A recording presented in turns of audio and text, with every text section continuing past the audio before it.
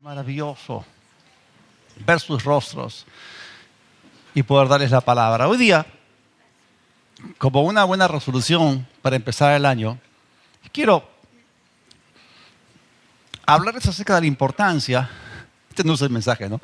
La importancia de tomar notas, apuntes, porque no solamente necesitamos oír, aprender la palabra de Dios, también la Biblia nos habla de la retención de las Escrituras.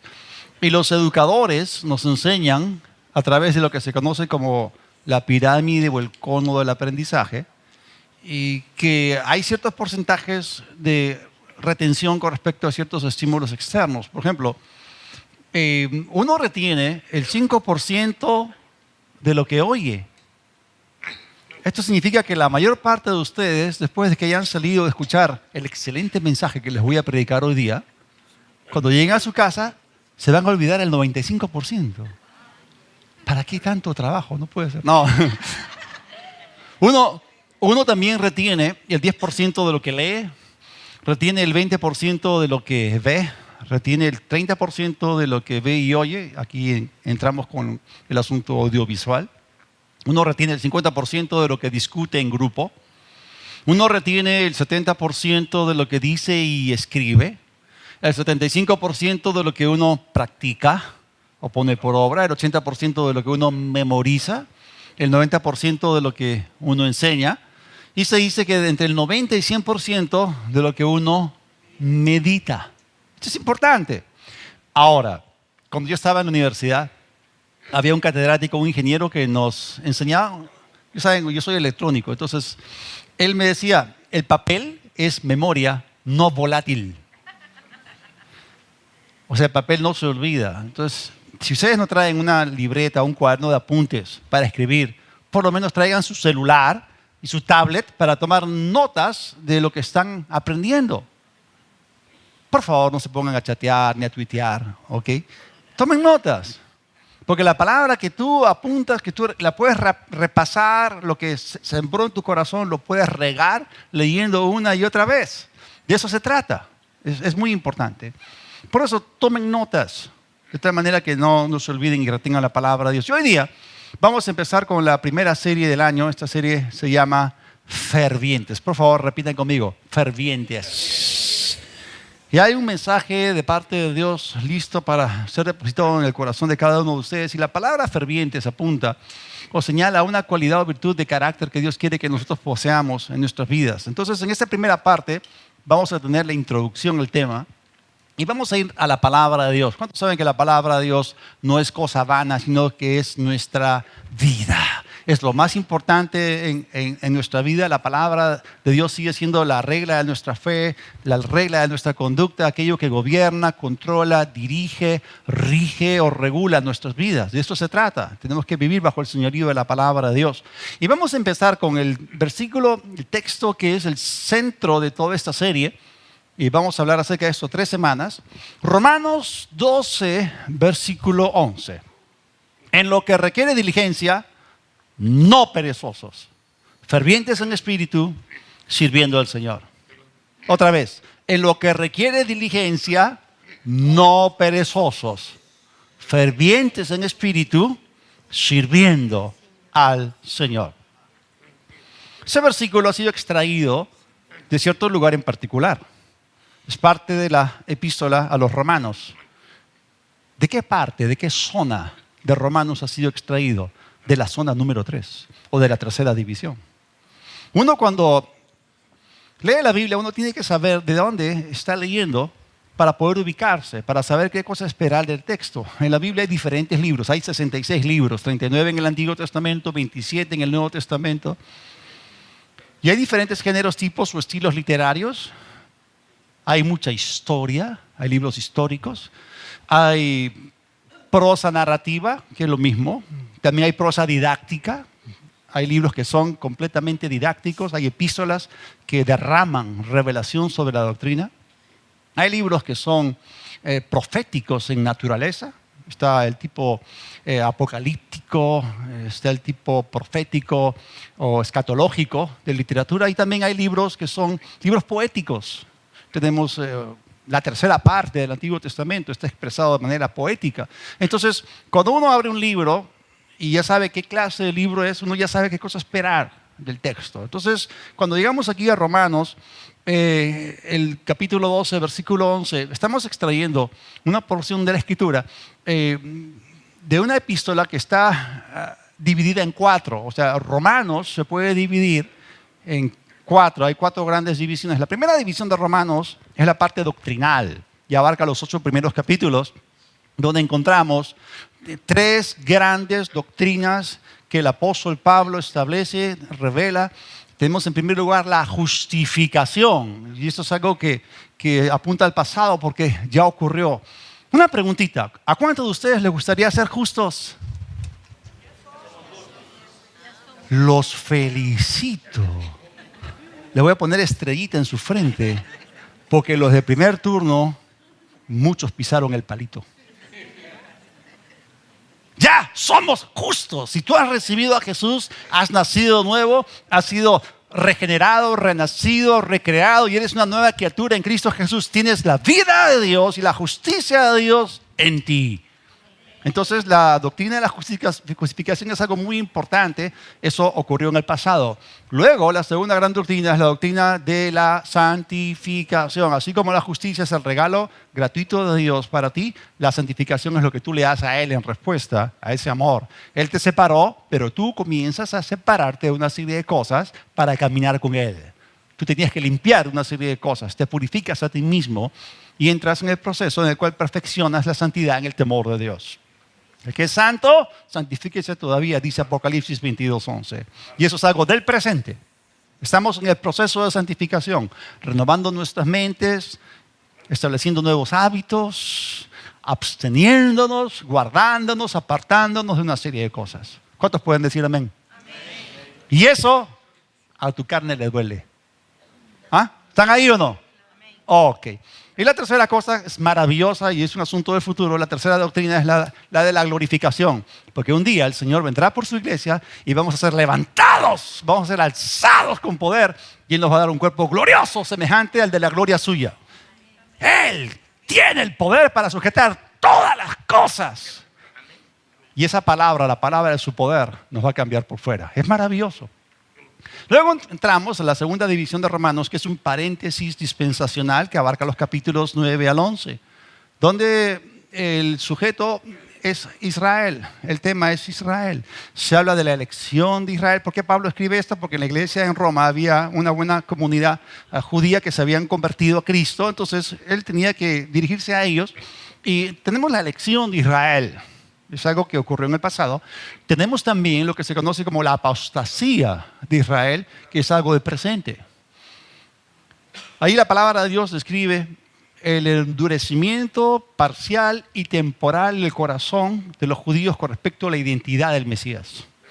Pero lo más glorioso, y tiene que ver en el futuro, estamos hablando de pasado, presente y futuro por segunda vez, es su restauración plena y total, que será vida de entre los muertos. Eso será glorioso. Otra vez Jerusalén será puesta ahí como la capital más importante del mundo. Jesús va a reinar ahí 1000 años, serán cabeza de las naciones otra vez.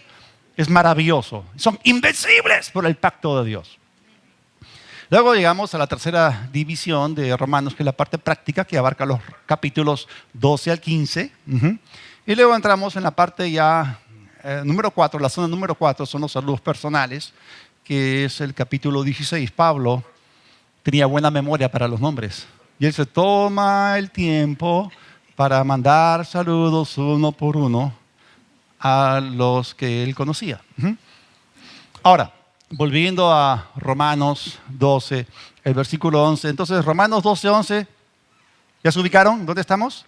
Estamos en la tercera zona, en la parte aplicativa, la parte práctica de la epístola. O sea, después de haber alimentado nuestro espíritu, ¿no?, con esas tremendas verdades, después de haber renovado nuestras mentes con la revelación de la palabra de Dios. ¿Cuántos de ustedes han renovado su mente y entienden claramente lo que significa ser hechos la justicia de Dios en Cristo Jesús?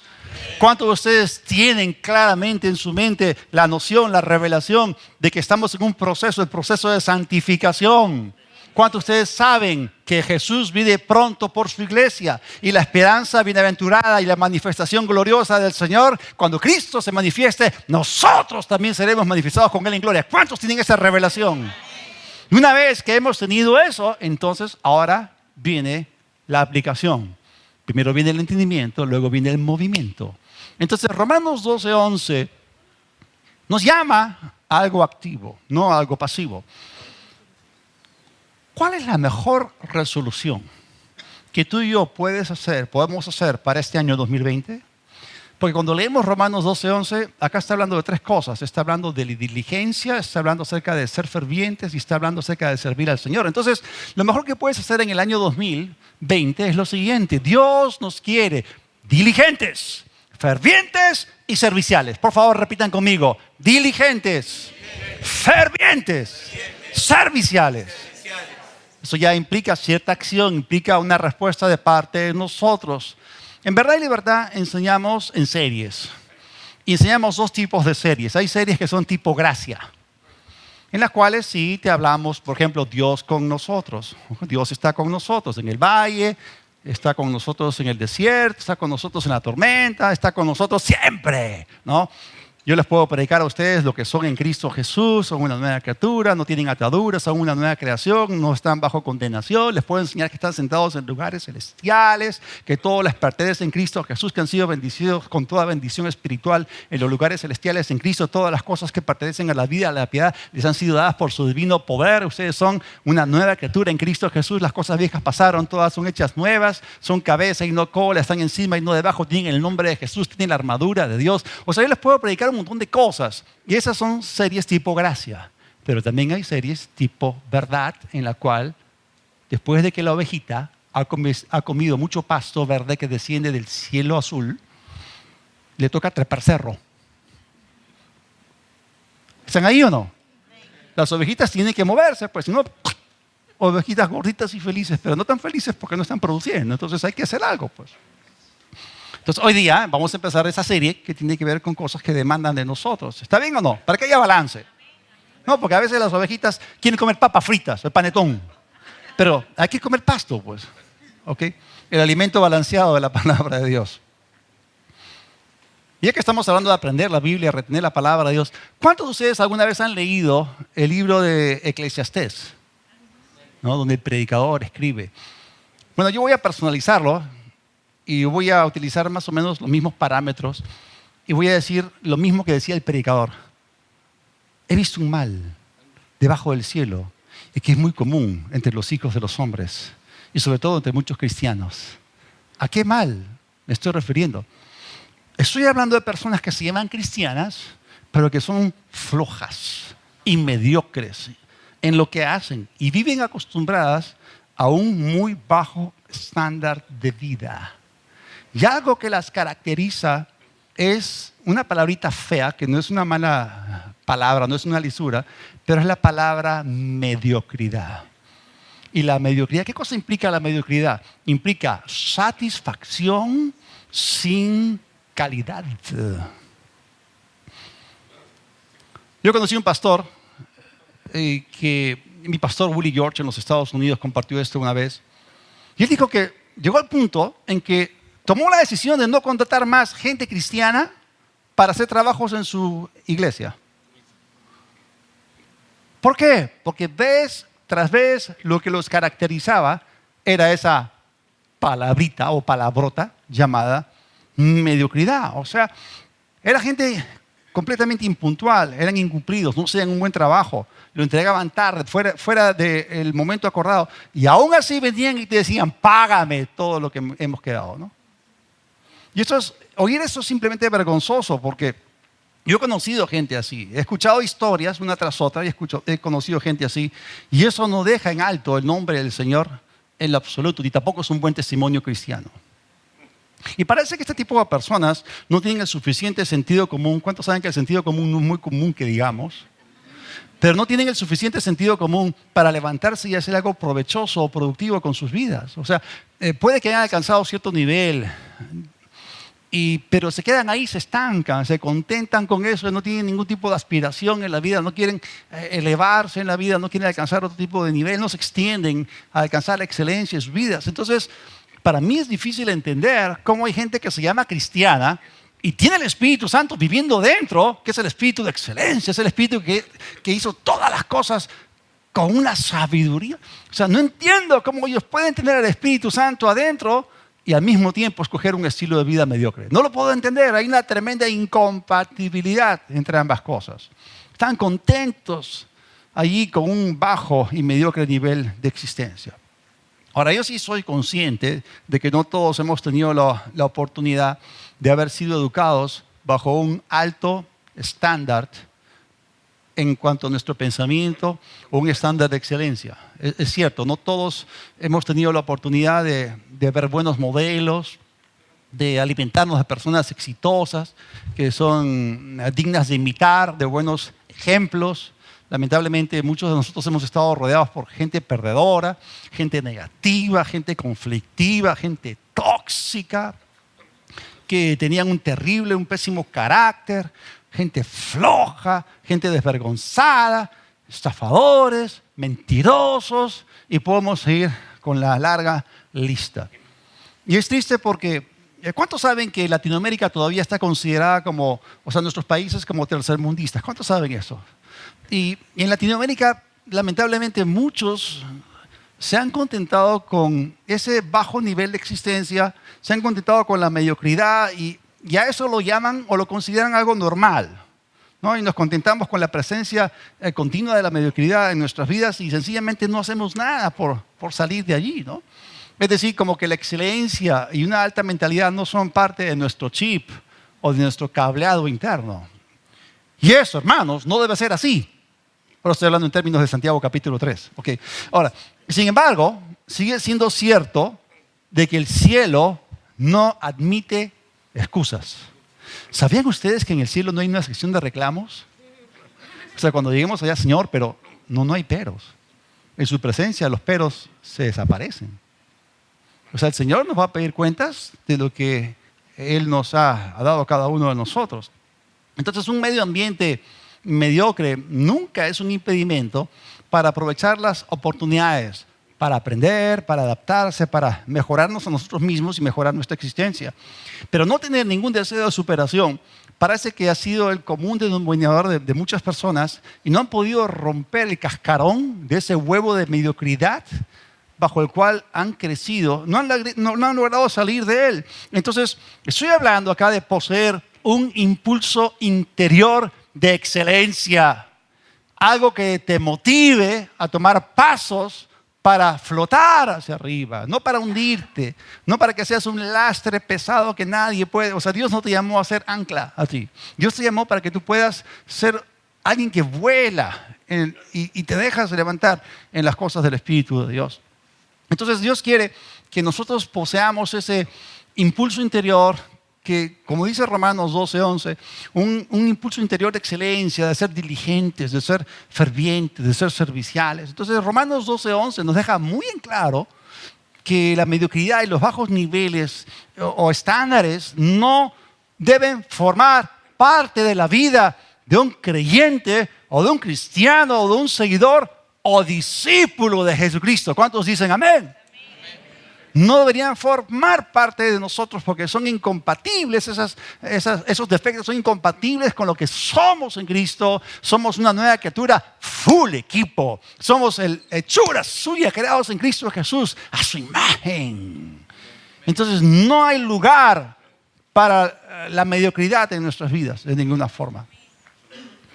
Entonces, estos niveles pobres en nuestra vida no deberían ser tolerados. Tolerancia cero a la mediocridad. Si hay dos cosas que tú y yo debemos aborrecer, la primera es la maldad y la segunda es la mediocridad. Tolerancia cero para ambas cosas. Repitan conmigo, por favor. Ya que Cristo vive en mí, la semilla, la simiente de la excelencia está dentro mío. No somos creyentes excelentes, que estamos en Cristo y somos parte de una iglesia excelente. Cuando recién empezó Verdad y Libertad, nuestro lema era una iglesia en excelencia, integridad y honor. Y son 3 marcas que nunca vamos a soltar, porque son algo que nos caracteriza y que nos distingue a cada uno de nosotros que formamos parte de esta iglesia. Sin embargo, sabiendo todo eso, aún hay gente que tiene excusas y por su pereza todavía toleran la mediocridad en sus vidas. ¿Y cuál es el resultado de todo esto? Es que lamentablemente el mundo sigue mirando a la iglesia como una entidad patética, como un grupo de personas subdesarrolladas que dan pena y como un montón de bobos que no son en nada serios en lo que dicen o hacen. Y otra vez, esto, amados hermanos, no debe ser así. Eso es ciertísimo. La excelencia atrae, la mediocridad repele. ¿Alguna vez han estado en un sitio donde había muchos mosquitos? ¿No se echan repelente? Porque tú no quieres convertirte en el almuerzo de los mosquitos. Chupa sangre, ¿ok? De la misma forma como en lo natural hay repelentes, ¿ok? De la misma forma, la mediocridad aleja a las personas de tu vida. O sea, nadie va a querer contratar tus servicios y la mediocridad puede estar en diferentes sectores, diferentes ámbitos de la sociedad, en diferentes ámbitos en tu vida, en el mundo laboral e inclusive en tu servicio a Dios. Y eso no es algo que al Señor le agrada. Ahora, cuando el apóstol Pablo escribió lo que estábamos leyendo en Romanos 12:11, donde dice lo que requiere diligencia, no perezosos, fervientes en espíritu, sirviendo al Señor. O sea, probablemente él pudo ver en la iglesia en Roma que había algunas personas que tenían ese problema. Y al hablar acerca de que seamos diligentes y no perezosos, lo que el apóstol Pablo está haciendo es retomar la enseñanza del libro de Proverbios. Porque en Proverbios vamos a encontrar un contraste entre el diligente y el negligente, entre el flojo, el perezoso y aquel que es diligente en su trabajo. Y es interesante que la gente no ha cambiado. No importa si es en el Antiguo Testamento o sea en el Nuevo Testamento, si el libro de Proverbios, que contiene mucha sabiduría práctica y presenta soluciones a los problemas de la humanidad, ¿okay? Si eso fue dicho en el Antiguo Testamento, o sea, sigue siendo relevante ahora en el Nuevo Testamento porque seguimos siendo las mismas personas. En el Nuevo Testamento el hombre es el mismo. Entonces, Pablo retoma la enseñanza de Proverbios y vamos a ver este contraste entre la negligencia y la diligencia. En Proverbios, el capítulo 10, en el versículo 4, dice: la mano negligente empobrece, mas la mano de los diligentes enriquece. Y aquí no está hablando nada con respecto a la disposición de Dios de hacerlo, no. Acá no está hablando de un Dios caprichoso que a algunos enriquece y a otros empobrece. No. La pelota está en nuestra cancha. Está hablando acerca de nuestra actitud. Está hablando acerca de la mano negligente versus la mano diligente. Y el resultado es obvio. O sea, el flojo termina empobreciéndose. Pero el que es diligente en su trabajo, él es el que tiene las cosas en abundancia para que las puedas disfrutar. Proverbios 12:24 dice: la mano de los diligentes señoreará, mas la negligencia será tributaria. En otras palabras, las personas flojas no alcanzan mucho en la vida. No llegan a tener mucho ni tampoco alcanzan altas posiciones de autoridad y de influencia. ¿Por qué? Porque se han contentado con ese bajo o mediocre nivel de vida. Han tolerado la mediocridad en sus vidas, por lo tanto la vida no les ha dado lo mejor, porque ellos no han dado de sí lo mejor. Entonces, estas personas que Pablo describe como perezosas, no alcanzan mucho en la vida, se empobrecen, terminan endeudados y no tienen abundancia para repartir. Nunca llegan a ser generosas porque no tienen para dar. ¿Por qué? ¿Culpa del Señor? ¿Que a unos da y a otros no? No. La pelota está en nuestra cancha. Habla de actitudes internas. Ahora, vamos a ver detalles de lo que Romanos 12:11 nos dice. Cuando el apóstol Pablo dice que no seamos perezosos, él utiliza una palabra, y la palabra perezoso viene del griego okneros, término que significa flojo, neutro o inútil. Okneros comunica la idea de una persona que tiene una actitud letárgica, apática, neutra, indiferente, como los osos que están hibernando, ¿no? se meten en su cueva y no salen por nada, ¿no? Está hablando de personas indiferentes, lánguidas, tibias con respecto a la vida. Y esta palabra, del griego okneros, describe la actitud de una persona sin motivación, desinteresada, no le pone emoción a lo que hace. Es una persona indiferente, negligente, que no responde absolutamente. Nada le importa, es letárgica, es inactiva, no tiene deseos de superación y hace lo mínimo. Y eso podemos verlo, podemos rastrearlo, inclusive cuando a nuestros hijos están en el colegio y les dan tareas, o sea, lo hacen con una actitud y siempre ponen el mínimo esfuerzo. Esas personas nunca destacan en su salón de clases, ni tampoco en la sociedad. ¿Saben que esta palabra griega fue la misma que Jesús utilizó en la parábola de los talentos? Ahí tenemos 3 hombres, el que recibió 5 talentos, el que recibió 2 y el que recibió 1. Y cada uno de ellos fue caracterizado por una actitud interior.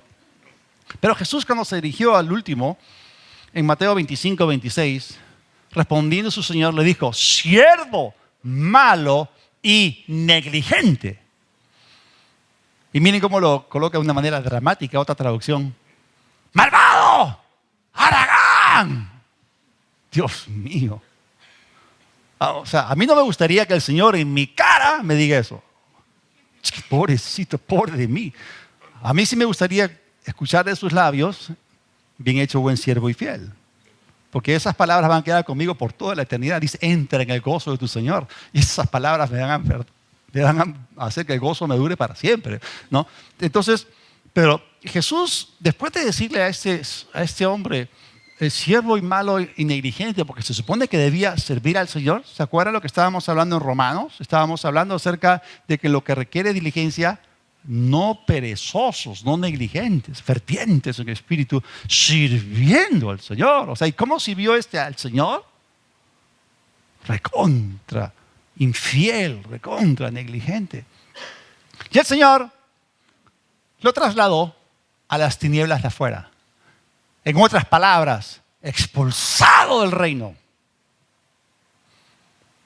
Y la Biblia habla de quiénes van a ser excluidos del reino de Dios. ¿Por qué? Debido a que no produjo nada significativo para el reino de Dios con los recursos que se le habían confiado.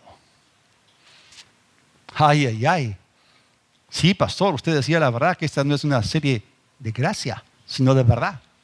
¿Cuántos saben que toda la Escritura es inspirada por Dios y es útil? Es útil para enseñar, pero también es útil para redarguir, para corregir y para instruir en justicia. Preguntita: ¿a cuántos de ustedes Dios les ha dado dones, talentos y habilidades? ¿Dónde están las manos levantadas? ¿Ah? Ok, entonces repitan conmigo: el Señor me ha equipado y me va a pedir cuentas. Ok, o sea, estoy usando lo que Dios me dio. Estoy viviendo un estilo de vida que es productivo para el reino. Estoy buscando primeramente el reino de Dios y su justicia, y estoy buscando sembrar en ese reino. Los recursos que me han sido confiados los estoy utilizando para ser de bendición a los demás. Entonces, dentro de este contexto de las palabras malo, negligente o malvado o haragán, denotan una actitud de apatía que no deberían formar parte de ningún cristiano. Y Pablo se mete en detalles acá, sigue siendo muy descriptivo con respecto a cuáles deben ser las actitudes de nosotros como seguidores de Cristo. Y volviendo ahí a Romanos 12, 11, donde otra vez volvemos a repetir lo mismo, en lo que requiere diligencia, no perezosos, y hemos visto la palabra griega ahí que tiene que ver con perezosos. Luego dice fervientes en espíritu, sirviendo al Señor. Ahora, la siguiente palabra que quiero explicarles es la palabra que tiene que ver con la diligencia, porque la palabra diligentes viene del griego spoudazo, que implica hacer algo con prontitud y afán. Y la idea detrás de este término es actuar rápidamente, actuar resueltamente, actuar responsablemente, actuar atentamente. Esa palabrita griega spoudazo describe con exactitud el concepto opuesto al de una persona que pasea por la vida sin ninguna pasión ni ningún deseo, sino que la persona vive una existencia robótica, ¿okay? No tiene ninguna pasión, ningún deseo, pero es un robot que ya se retiró. O sea, no está en operación, ¿no? Entonces, en vez de que la persona sea floja, perezosa, apática, la persona diligente hace las cosas con energía, con entusiasmo. Es una persona energética, es una persona entusiasta, es una persona que le pone todo el corazón en las cosas que hace. Todo lo que tú le encomiendas, todo lo que el Señor le asignó a esa persona lo hace con ganas, le pone ganas a lo que hace. Y eso es lo que describe esta palabrita. Entonces, el diligente asume su responsabilidad como que es algo importante, porque sabe que lo está haciendo para el Señor, porque Él está buscando traer gozo, satisfacción al Señor a quien supuestamente debe servir. Entonces, ya que asume su responsabilidad, como resultado, el resultado de esa excelente actitud es que hace bien su trabajo. Hace un trabajo de primera, en excelencia, de una manera recomendable, de una manera noble. Ahora, sigamos analizando lo que Pablo está explicando acá. En lo que requiere diligencia, no perezosos, sino como fervientes en espíritu, sirviendo al Señor. Entonces, Pablo no solamente nos dice de que seamos diligentes y nada perezosos, sino que también añade diciendo que seamos fervientes en espíritu. Y la palabra ferviente viene del griego seo, la cual originalmente significaba hervir. Seo nos pinta el cuadro de una persona tan entusiasta acerca de su trabajo que le es difícil esconder o contener su emoción. O sea, el deseo de hacer su trabajo con excelencia y entusiasmo está hirviendo constantemente dentro de la persona que es diligente en su asignación divina. Es como cuando ustedes quieren hervir agua, ¿ok? Colocan agua en la tetera, encienden la cocina y cuando alcanza los 100 grados, ese punto de ebullición, entonces hay algo que se está agitando dentro de la tetera. O sea, el agua hirviendo dentro de la tetera no es algo mecánico, no es algo, mejor dicho, estático, es algo dinámico. O sea, es algo que tiene movimiento. Entonces, eso, ustedes saben que la tetera comienza a sonar, ¿no? ¿No? Entonces, ¿por qué? Hay algo adentro que quiere salir, que quiere manifestarse, está bajo presión. Entonces, de la misma forma, la persona ferviente es una persona que tiene adentro un fuego que quiere ser manifestado. Si no, es un creyente apagado, pues. Agua fría, ¿no? Por eso Jesús dijo, prefiero que tú seas caliente a que seas frío, a tibio, ¿no? Bueno, entonces, el deseo de esta persona es hacer las cosas con excelencia. Y de hecho, este término seo, o sea, el tiempo del verbo griego que Pablo utiliza acá, implica que la persona debe ser constantemente ferviente en el espíritu. O sea, está hablando de llegar a ese punto y de mantenerte allí a los 100 grados de ebullición en tu servicio al Señor. De eso está hablando. Es como cuando uno lee en Efesios 5:18, donde se nos dice que no nos embriaguemos con vino, en lo cual hay disolución, sino más bien seamos llenos del Espíritu.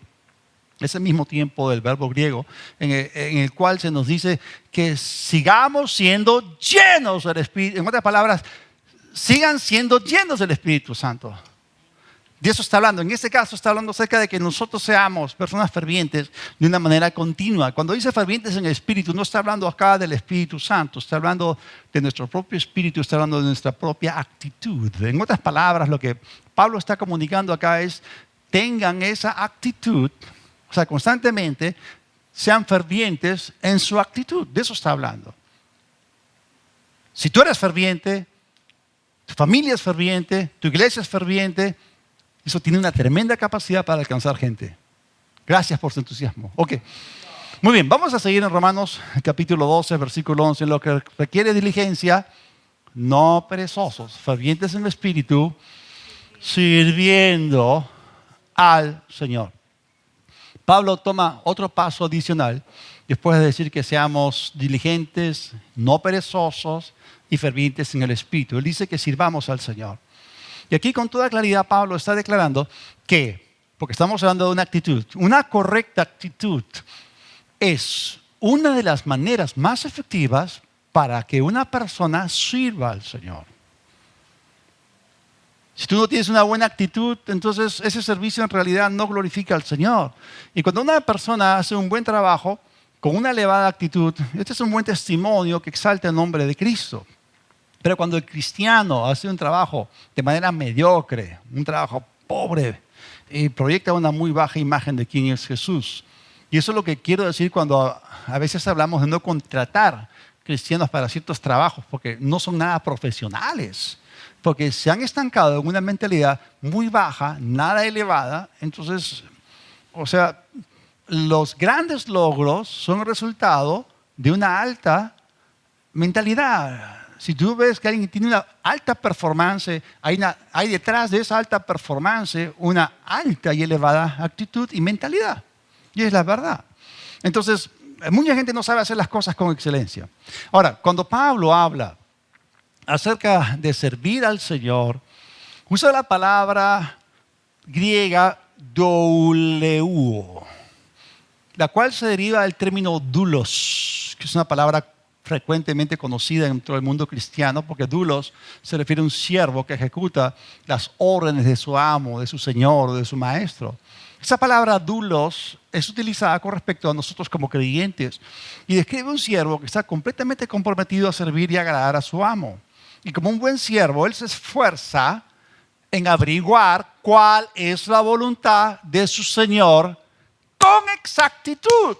Y una vez que averigua lo que le agrada a su Señor y lo que le desagrada, entonces él prontamente, puntualmente, con exactitud, procura servir al Señor haciendo todo lo necesario para cumplir con su voluntad. Nosotros decimos que Jesús es nuestro Señor, nosotros decimos que queremos hacer su voluntad, no, pero hay que ir más allá de decirlo con la boca. O sea, está hablando de una actitud interior. Entonces, esta palabra que aparece en este texto parametra el significado del mensaje.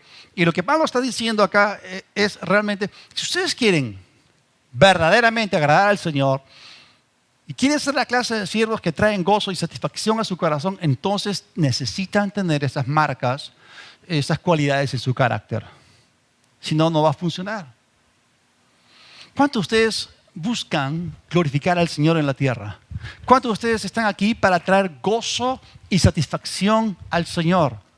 Porque tú no quieres ser una decepción para el Señor. Tú no quieres ser alguien que al Señor le causa pesar. Tú quieres ser alguien que trae gozo, satisfacción al Señor.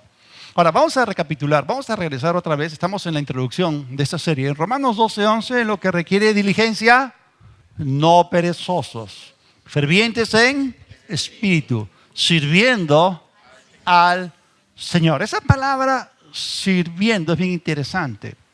Nos está hablando entonces de averiguar cuál es la voluntad de Dios y de agradarlo en todo. Pero para que eso pueda ser así, tenemos que averiguar cuáles son las cosas que traen gozo del corazón del Señor. Yo les voy a repetir las cualidades que hemos estado ya mencionando. En primer lugar, tener una actitud de excelencia. Lo mejor que puedes hacer en el año 2020 es extenderte, es una decisión, extenderte hacia la excelencia, la presencia y la manifestación de la excelencia en tu vida. Es algo que debemos tener. La segunda marca es hacer tu trabajo con seriedad y con responsabilidad. Ya saben que responsabilidad significa respuesta a la habilidad. Dios nos ha dado dones, nos ha dado talentos, entonces tenemos que responder a la habilidad que nos ha sido dada. Hemos sido equipados y tenemos que utilizar bien nuestros dones. Y lo tercero es ser de continuo una persona ferviente, comprometida y entusiasta en tu actitud. Eso es algo que tiene que ser sostenido. Entonces, cuando un creyente manifiesta de manera continua, consistente, estos atributos en su vida, se convierte en un siervo que verdaderamente trae gozo, satisfacción al corazón de Jesucristo. Obviamente, cuando hablamos acerca de esto, estamos hablando acerca del servicio. O sea, no estamos hablando acá acerca de méritos personales para comprar o merecer nuestra salvación. Ese es un tema completamente aparte, no me malinterpreten. Así como cuando les pregunté, ¿a cuántos de ustedes les gustaría ser justos? Se quedaron calladitos porque ya saben que son justos, ¿no? Porque si yo le pregunté a mi hermana, ¿le gustaría ser mujer? Pastor, ¿le patina el coco? ¿Está mal de la cabeza? ¿No ve que soy mujer? No, yo sé, pero quiero que ustedes estoy ilustrando, pero ¿a cuántos de ustedes les gustaría ser salvos? No, ya lo somos, ¿ok? ¿Y cuántos saben que la salvación es por gracia mediante la fe? Creemos en Cristo, recibimos a Cristo, nacemos de nuevo y eso está basado no en nuestras buenas obras ni en nuestros méritos personales, sino en los méritos de Jesucristo y en su obra en la cruz. Su muerte, su sepultura, su resurrección y ascensión. Y por eso tú y yo somos salvos, porque hemos respondido a su amor. ¿Correcto? Pero acá estamos hablando del servicio. Y el servicio es no para ser salvos, sino porque ya somos salvos. Como dice la Escritura, somos hechuras suyas creados en Cristo Jesús para buenas obras. No por obras, pero para buenas obras. Y ahí vienen las recompensas. ¿Ok? Entonces, no podemos comprar la salvación, pero sí podemos traer gozo al corazón del Señor sirviéndolo con estas marcas, con esas virtudes de corazón. Entonces, claro, somos salvos por gracia. Y uno se podría quedar estacionado solamente en esa etapa de su vida. Pero Dios, cuando Él nos salva, no nos arrebata al cielo, sino que nos deja en la tierra porque quiere que lo sirvamos. Al Señor tu Dios adorarás y a Él solo servirás. Entonces la forma en la cual tú y yo servimos al Señor es importante para el Señor Jesucristo. Nuestro testimonio que en la tierra es muy importante para el Señor. Sumamente importante. Entonces, Dios en ese primer domingo del año nos está llamando a examinar nuestras vidas. Y acá es algo reflexivo, como les dije, la palabra también nos confronta, la palabra también nos convence. Honestamente, preguntémonos, cuando la gente mira nuestra vida, ¿recibe una buena impresión acerca de lo que un buen cristiano es? ¿O somos los cristianos del servicio secreto, no? O sea, la gente nos conoce, pero no saben que somos cristianos, nunca hemos mencionado ningún versículo, ninguna palabra, nada a los demás. ¿Es nuestra vida así o por lo contrario, mi vida no refleja a Jesucristo en lo absoluto? Y es aquí donde el Señor nos está llamando para examinarnos y ver qué cambios podemos realizar en nuestras vidas para subir a un más alto nivel de excelencia. Quiero pedirles, por favor, que cierren sus ojos y vamos a orar. Señor, tu palabra ha producido convicción en nosotros y no queremos permitir ningún área en nuestras vidas que dé un mal testimonio de Jesús. Señor, abre nuestros ojos y muéstranos en qué áreas de nuestras vidas necesitamos mejorar. Perdónanos por tolerar la mediocridad y los bajos estándares que no son compatibles con la excelencia que hay en el nombre de Jesús. Y hoy día queremos elevarnos a otro nivel en nuestro caminar contigo. Ayúdanos, Señor, a tomar pasos que sean necesarios para llevar a cabo serios cambios en nuestras vidas, en nuestras actitudes y en nuestras acciones. Gracias, Señor.